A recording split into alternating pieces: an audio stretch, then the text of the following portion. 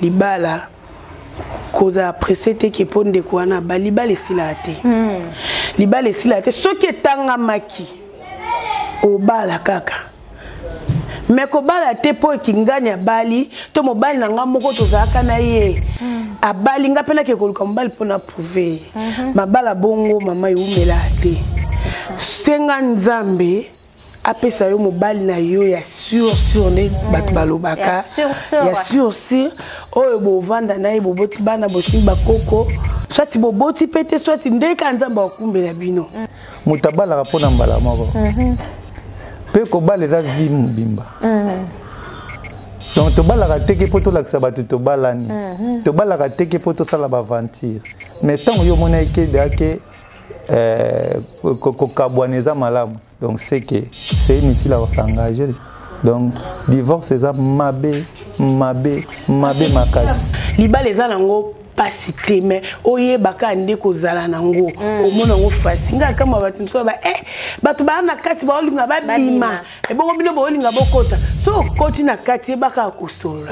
nga ba no boyo mbali nga poani to bunda to swani e yango nde bolingo na boye ete pote na boye na okeluka mobile mfuta mso mobile na demo ba vanda na ange oyo bala ba nini vanda na demo oyo bala demo oyo yebi ke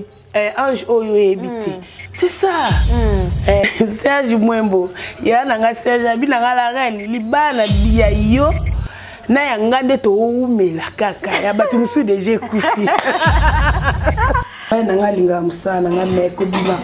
pamba donc défaut na yeka mais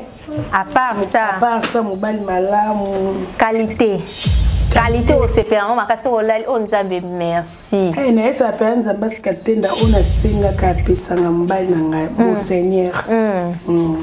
qualité ngo eza nini oyo bomako otali façon na ye natala ka miss na azaki kuna locks so natali locks na ye natali miss na ye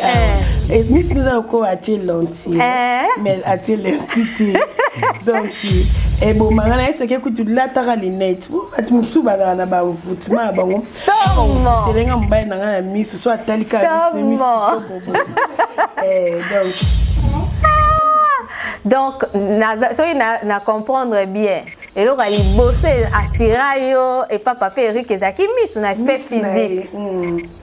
miss na épée mutaba forme ba forme ngalinga mbala voilà otali sentir mobile ya propre chaussure na ye cinglé na ye donc aide ko classer quoi CPP TV officiel.